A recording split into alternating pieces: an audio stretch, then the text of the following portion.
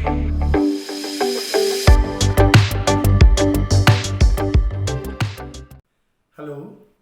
आपका हमारे YouTube channel पर स्वागत है। अगर आप कॉम्पिटिटिव एग्ज़ाम की प्रिपरेशन कर रहे हैं तो फिर आज का चैप्टर आपके लिए बहुत इंपॉर्टेंट चैप्टर हो जाता है, क्योंकि ऑलमोस्ट हर एक एग्ज़ाम में जिसमें मैथ्स आ रही है उसमें इस चैप्टर के रिगार्डिंग क्वेश्चन श्योरली पूछा जाता है। और हमारा चैप्टर है आज का रेशियो एंड प्रपोर्शन। अब रेशियो एंड प्रपोर्शन की अगर हम बात करें तो चलिए पहले बेसिक कॉन्सेप्ट्स को डिस्कस करते हैं। रेशियो क्या है? लेट दो numbers a and b, variable format के हम नंबर्स ले रहे हैं a and b. A b के बीच में अगर ये सिंबल लगाओ तो दैट इज रेशियो। एक और रेशियो लेते हैं, लेट सी डी के बीच में भी रेशियो का सिंबल है। अब ए बी रेशियो और सी डी रेशियो के बीच में अगर ये सिंबल लगाओ तो इस सिंबल को प्रोपोर्शनैलिटी का सिंबल या समानुपात का चिन्ह कहा जाता है। ओके, ऐसे में दो नंबर्स ए बी के बीच में रेशियो, अगले दो नंबर सी डी के बीच में रेशियो के बीच में प्रोपोर्शनैलिटी का सिंबल होने का मतलब है कि ये चारों नंबर्स प्रोपोर्शन में। तो चार नंबर्स प्रोपोर्शन में अगर कहा जाता है, चार संख्याएं समानुपात में अगर कहा जाता है तो फिर प्रोपोर्शनैलिटी या समानुपात का मतलब होता है कि फर्स्ट टू नंबर्स का रेशियो वही होगा जो लास्ट टू नंबर्स का है। क्लियर? तो फर्स्ट टू नंबर्स का रेशियो और लास्ट टू नंबर्स का रेशियो अगर सेम है तो दैट मीन्स कि वो सारे नंबर्स प्रोपोर्शन में हैं, सारी संख्याएं समानुपात में।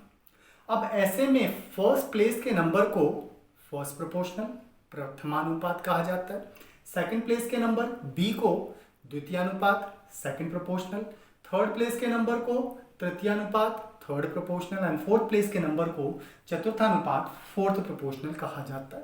ओके, और चारों नंबर्स अगर प्रोपोर्शन में हैं तो इनके बीच में एक स्पेसिफिक रिलेशन बनता है, वो है फर्स्ट एंड लास्ट का प्रोडक्ट सेकंड एंड थर्ड के प्रोडक्ट के बराबर होता है। क्लियर? अगर चार नंबर्स प्रोपोर्शन में हैं तो फर्स्ट एंड लास्ट का प्रोडक्ट सेकंड एंड थर्ड के प्रोडक्ट के बराबर होता है। यही प्रोपोर्शनैलिटी का रूल है। ऐसे में चारों में से तीन प्लेस की वैल्यूज देकर फोर्थ आइडेंटिफाई करने का क्वेश्चन बन जाता है। लाइक सपोज हमारे पास है एक प्रैक्टिकली क्वेश्चन लेते हैं, 3, 9, 27 आर इन प्रपोर्शन। ये चार नंबर्स में से तीन नंबर्स हैं आउट ऑफ फोर नंबर्स। तो क्वेश्चन है if 3, 9 and 27 are in proportion out of four numbers find. Then आपको फाइंड करना है एक्चुअली। अब हमारे पास चार में से तीन दिए हैं लेकिन तीनों की लोकेशन के बारे में तो कुछ भी नहीं बताया कि फर्स्ट प्लेस का नंबर कौन सा है, सेकंड प्लेस का नंबर कौन सा है, थर्ड प्लेस का नंबर कौन सा है, ये तो कुछ नहीं बताया गया। जब प्रोपोर्शनैलिटी में प्लेसेस ना बताए गए हों तो फिर डिपेंड करेगा कि हमसे किस प्लेस की वैल्यू पूछी जा रही। अगर हमसे फर्स्ट प्लेस की वैल्यू पूछी जाती है तो फर्स्ट ब्लैंक रखिए और बाकी सारे नंबर्स को सीक्वेंसली रिमेनिंग प्लेसेस पर प्लेस करते चले जाइए। तो ऐसे में फर्स्ट, सेकंड, थर्ड, फोर्थ इन चारों प्लेसेस में से फर्स्ट प्लेस हमसे पूछा है। अगर फर्स्ट बताना है तो बाकी तीनों नंबर्स को सेकंड प्लेस पर 3, थर्ड प्लेस पर 9 एंड फोर्थ प्लेस पर 27 को प्लेस करते हैं। नाउ चारों नंबर्स क्योंकि प्रोपोर्शन में क्वेश्चन में दिया गया है, सो फर्स्ट एंड लास्ट का प्रोडक्ट सेकंड एंड थर्ड के प्रोडक्ट के बराबर होना चाहिए। उसके थ्रू फर्स्ट नंबर की वैल्यू हो जाएगी 3 × 9 divided by 27 that is 1। Okay, ऐसे ही अगर हम बात करें कि सपोज हमसे कहा गया सेकंड प्लेस की वैल्यू बताइए। अगर सेकंड प्लेस की वैल्यू बतानी है तो फिर सेकंड प्लेस को ब्लैंक रखिए और बाकी सारे नंबर्स को जो आपको गिवन है उन्हें रिमेनिंग प्लेसेस पर सीक्वेंसली प्लेस कर दीजिए। तो ऐसे में फर्स्ट प्लेस पर 3 आएगा, सेकंड हमसे पूछा गया, थर्ड प्लेस पर 9 एंड फोर्थ प्लेस पर 27। अगेन फर्स्ट एंड लास्ट का प्रोडक्ट सेकंड एंड थर्ड के प्रोडक्ट के बराबर होता है अगर नंबर्स प्रोपोर्शन में हो तो इसके थ्रू सेकंड प्लेस की वैल्यू हो जाएगी 3 × 27 डिवाइडेड बाय 9। ओके, सिंप्लीफाई करेंगे आंसर हो जाएगा। ठीक इसी तरीके से अगर थर्ड प्लेस की वैल्यू हमसे पूछी जाती है तो थर्ड प्लेस की वैल्यू आइडेंटिफाई करने के लिए थर्ड को ब्लैंक रखिए, बाकी को सीक्वेंसली प्लेस करेंगे। तो 3, 9 third place blank and next 27 हो जाएगा। नाउ फर्स्ट एंड लास्ट का प्रोडक्ट सेकंड एंड थर्ड के प्रोडक्ट के बराबर के रूल से थर्ड प्लेस की वैल्यू को इजीली फाइंड आउट किया जा सकता है। सो थर्ड प्लेस हो जाएगा 3 × 27 अपॉन 9 अगेन। एंड अगर हमसे बोला जाता है कि फोर्थ प्लेस की वैल्यू बताओ, जबकि 3, 9, 27 चार प्रोपोर्शनल नंबर्स में से तीन नंबर्स हैं, फोर्थ हमसे पूछा गया तो फोर्थ को ब्लैंक रखेंगे और फोर्थ अगर ब्लैंक है तो देन फर्स्ट प्लेस पर 3, सेकंड प्लेस पर 9 एंड थर्ड प्लेस पर 27 and fourth is blank question mark consider कर लेते हैं। नाउ फर्स्ट एंड लास्ट का प्रोडक्ट सेकंड एंड थर्ड के प्रोडक्ट के बराबर हो जाएगा। इस रूल के थ्रू अगर हम लास्ट नंबर को आइडेंटिफाई करना चाहें तो फोर्थ प्लेस की value will be 9 into 27 divided by 3 simplify करने पर फोर्थ प्लेस की वैल्यू हो जाती है। क्लियर? इस तरह से अगर 4 नंबर्स में से आपको 3 नंबर्स प्रोपोर्शनैलिटी में दिए गए हों और फोर्थ आइडेंटिफाई करने के लिए कहा जाए तो जो आइडेंटिफाई करना उसे ब्लैंक रखिए, बाकी जो आपको गिवन है उन्हें रिमेनिंग प्लेसेस पर सीक्वेंसली प्लेस करके सॉल्व कर दीजिए। क्लियर? कुछ और बेसिक टाइप के क्वेश्चंस भी एग्जाम के पॉइंट ऑफ व्यू से बनते हैं, उनको भी देखते हैं। ऐसा हो सकता है कि अब प्रोपोर्शनैलिटी में आपको 4 नंबर्स देने की बजाय 4 में से 3 देने की बजाय केवल 2 ही दें, क्योंकि 3 देने पर क्वेश्चन सॉल्व करना आसान होता है। फर्स्ट एंड लास्ट का प्रोडक्ट सेकंड एंड थर्ड के प्रोडक्ट के बराबर होता है, हम इजीली फाइंड कर सकते हैं। लेकिन अगर 4 में से 3 नंबर्स देने की बजाय केवल 2 ही नंबर देकर प्रोपोर्शनैलिटी की किसी एक स्पेसिफिक प्लेस की वैल्यू को फाइंड आउट करने के लिए कहा जाए तो क्या करेंगे? अगर 4 में से केवल 2 ही नंबर देकर किसी पर्टिकुलर प्लेस का नंबर पूछा जाता है तो प्लेस वैल्यू के अकॉर्डिंग हमेशा थर्ड प्लेस का नंबर ही पूछा जाता है। डेट मीन्स थर्ड प्रोपोर्शन आपसे पूछा जाए। क्लियर? तृतीयानुपात पूछा जाए। तो ऐसे केस में third proportion of a b, 2 numbers ले रहे हैं ए बी, तो इनका थर्ड प्रोपोर्शन अगर आइडेंटिफाई करना है तो अब यहां मैटर करता है सीक्वेंस। दोनों नंबर्स में से सीक्वेंसली पहला नंबर और दूसरे नंबर का जो सीक्वेंस है उसमें बाद वाले नंबर के स्क्वायर को फर्स्ट नंबर से डिवाइड कर दीजिए, थर्ड प्रोपोर्शन की वैल्यू हो जाती है। Clear? That means b square upon a, third place की वैल्यू, थर्ड प्रोपोर्शन की वैल्यू हो जाती है। थर्ड ही पूछा जाता है, बाकी नहीं पूछे जाते हैं 2 नंबर्स देकर। नेक्स्ट, अगर क्वेश्चन की बात करें तो सपोज एक हमारे पास क्वेश्चन है, find the third proportion of 12 and 36। 12 and 36 का थर्ड प्रोपोर्शन आइडेंटिफाई कर। अब थर्ड प्रोपोर्शन अगर आपको बताना है तो थर्ड प्रोपोर्शन की वैल्यू क्या होती है? 12 एंड 36 में बाद वाला नंबर 36 है तो 36 के स्क्वायर को फर्स्ट 12 से डिवाइड कर दीजिए, ये आपका थर्ड प्रोपोर्शन की वैल्यू हो जाएगी। So third proportion will be B square upon A के according 36 square upon 12। That means 36 into 36 divided by 12, 3 जा 36, 36 108। सो थर्ड प्रोपोर्शन की वैल्यू इस केस में 108 हो जाती है। Clear students? कुछ और बेसिक प्रोपोर्शनैलिटी के रिगार्डिंग क्वेश्चंस जो आजकल तो नहीं देखने में आ रहे हैं एग्जाम्स में, लेकिन किसी भी टाइम कोई सा भी क्वेश्चन पूछा जा सकता है तो आपको पता होना चाहिए। चलिए, एक रेशियो के रिगार्डिंग एक क्वेश्चन पूछा जाता है, दैट इज डुप्लीकेट रेशियो।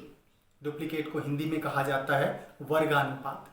अगर आपको एक रेशियो दिया जाए सपोज A:B और कहा जाए इसका डुप्लीकेट रेशियो बताओ, तो duplicate ratio of A:B will B, हमने कहा डुप्लीकेट मीन्स स्क्वायर्स होता है, वर्ग होता है, तो जो आपको रेशियो में नंबर्स दिए उनका स्क्वायर्स कर दीजिए, तो A square ratio B square इसका डुप्लीकेट रेशियो हो जाएगा। इसी तरह का एक और टर्म और यूज किया जाता है, डेट इज सब डुप्लीकेट रेशियो, जिसको वर्गमूलानुपात कहा जाता है। अगर रेशियो में कोई रेशियो आपको दिया गया है और कहा गया है इसका सब डुप्लीकेट रेशियो वर्गमूलानुपात, तो आप स्क्वायर रूट कर दीजिए। देयरफॉर सब duplicate ratio of A ratio B will B √A ratio √B। ऐसे ही एक और टर्म यूज किया जाता है ट्रिप्लीकेट रेशियो, इसे कहा जाता है घनानुपात। घन का मतलब क्यूब्स होता है। ओके, तो triplicate ratio of A:B will be A³ ratio B³। Okay, ऐसे ही सब ट्रिप्लीकेट घनमूलानुपात होता है, तो sub triplicate ratio of A ratio B will be cube root of A ratio cube root of B।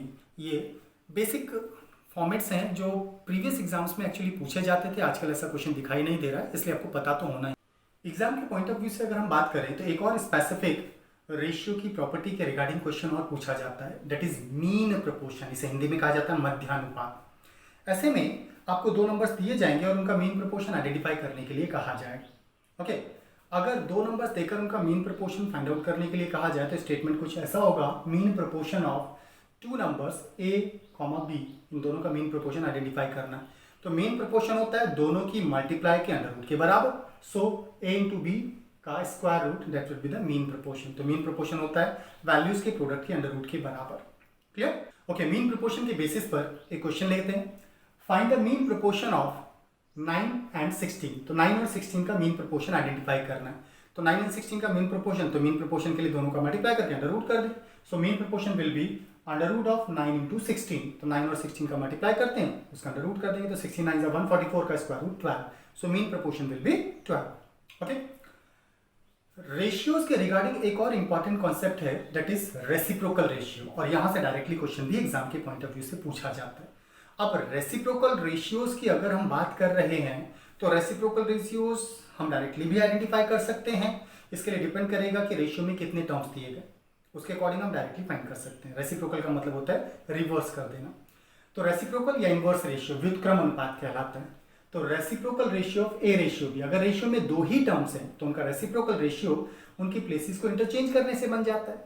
Exactly reciprocal होता क्या है, value को रिवर्स कर देना। जैसे हमारे रेशियो में दिया था a रेशियो b, अगर हम इसको रिवर्स करें तो a का रिवर्स 1/a, b का reverse 1/b, so that will B 1/a ratio 1/b हो जाए। सिंप्लीफाई करते हैं क्योंकि रेशियो की प्रॉपर्टी है कि रेशियोज के terms whole numbers, positive value and simplest format होना चाहिए, फ्रैक्शनल वैल्यूज नहीं होनी चाहिए। तो ऐसे में फ्रैक्शंस का एलसीएम ले लेते हैं। तो ए बी का जब आप एलसीएम लेंगे तो ए बी एलसीएम हो जाएगा, दैट वुड बी बी इधर आएगा, ए उधर चलेगा, तो b is to a हो जाएगा। क्लियर? रेशियोज में क्योंकि डिनोमिनेटर की वैल्यूज कॉमन होने पर एलिमिनेट की जा सकती है, इसलिए ए बी छोड़ देते हैं, तो ratio will be b is to a। अब इतना काम करने की बजाय हम रेसिप्रोकल रेशियो डायरेक्टली लिख सकते हैं। अगर रेशियो में दो ही टर्म्स हैं a is to b, तो फिर इसका रेसिप्रोकल रेशियो प्लेसेस को इंटरचेंज कर दीजिए, b is to a हो जाता है। क्लियर?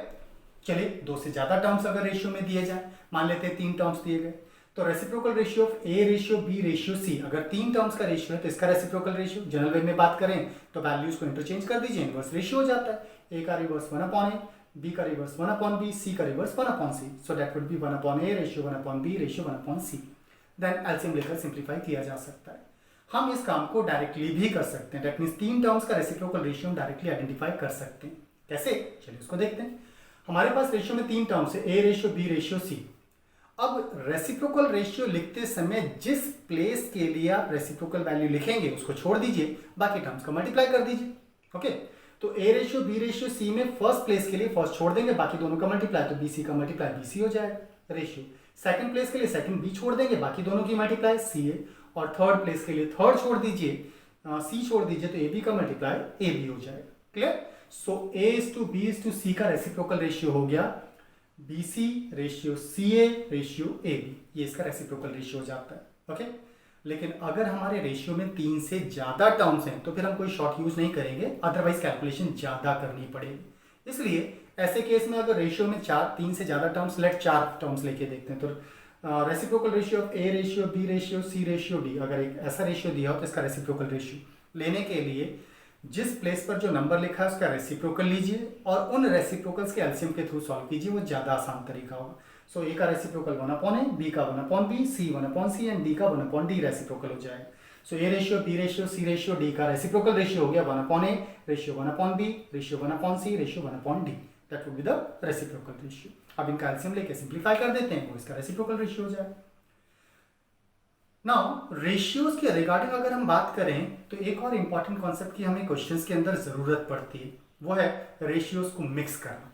अगर हम रेशियोज को मिक्स कर रहे हैं, मर्जिंग ऑफ रेशियोज कर रहे हैं, तो फिर क्या रेशियोज जो आपको दिए गए हैं वो डायरेक्टली मर्ज किए जा सकते हैं? इसके लिए चलिए देखें, मिक्सिंग ऑफ रेशियोज के रिगार्डिंग हम बात कर रहे हैं। तो लेट हमारे पास एक ratio A is to B जिसकी वैल्यू हमारे पास 2:3 और दूसरा रेशियो हमारे पास सी इज टू डी जिसकी वैल्यू 4:5। इन दोनों को मर्ज करके A is to B is to C is to D की वैल्यू आइडेंटिफाई करनी।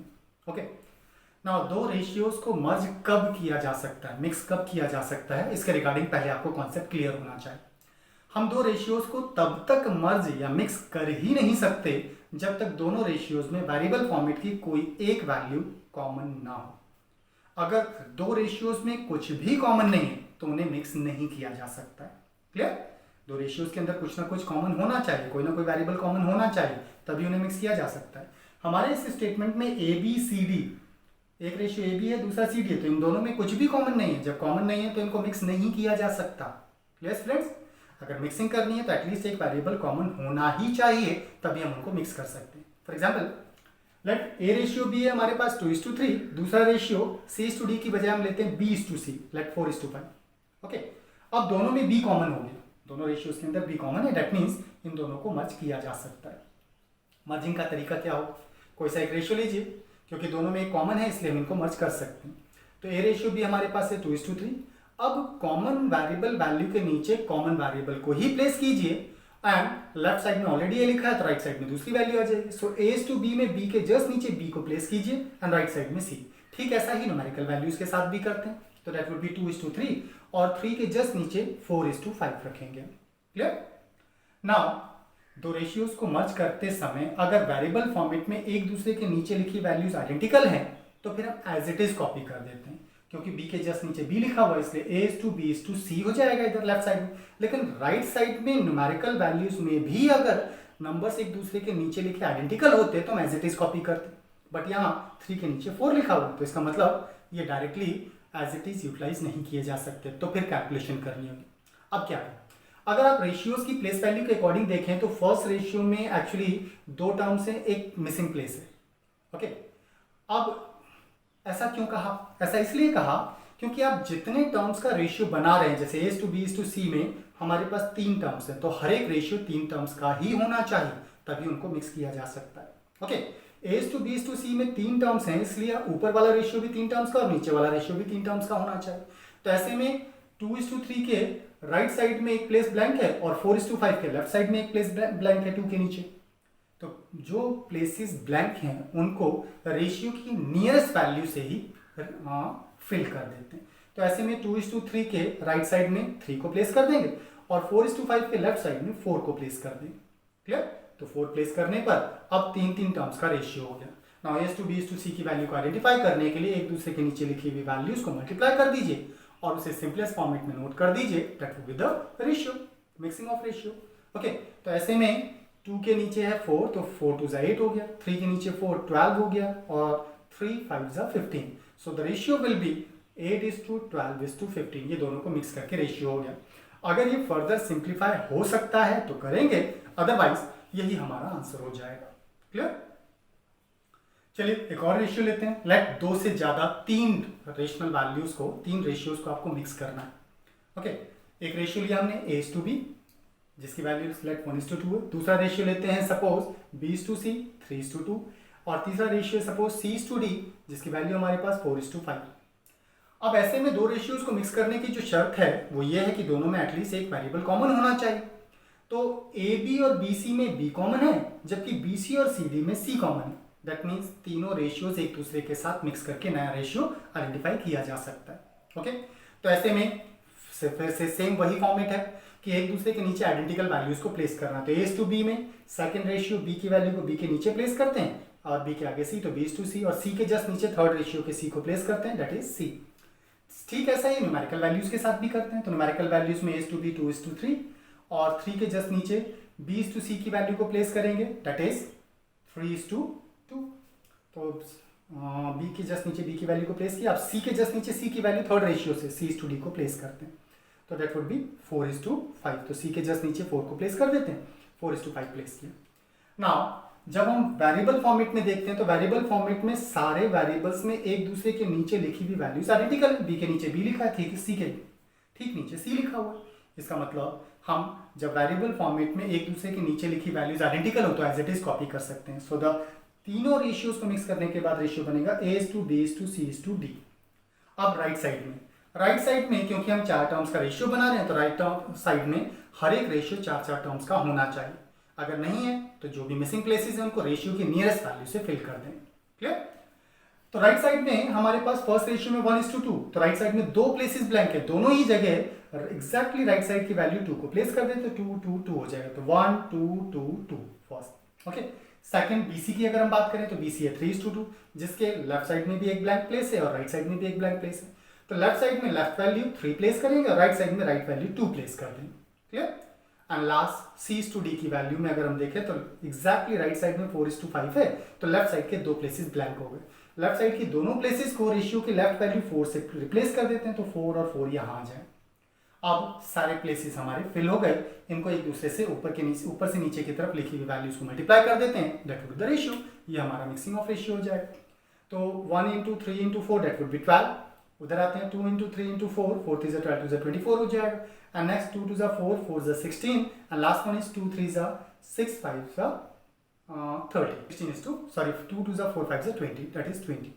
लेकिन ये सारे नंबर्स तो इवन नंबर्स हैं, फर्दर सिंप्लीफाई हो सकते हैं। अगर रेशियो फर्दर सिंप्लीफाई हो सकता हो तो हम कर लेते हैं। ये सारे नंबर्स 4 से डिविजिबल हैं, डिवाइड कर लेते हैं। 4 3 12 4 6 24 and 4 4 16 4 5 20। So ratio will be 3:6:4:5। That's the ratio. ये हमारा सिंपलेस्ट फॉर्मेट होगी।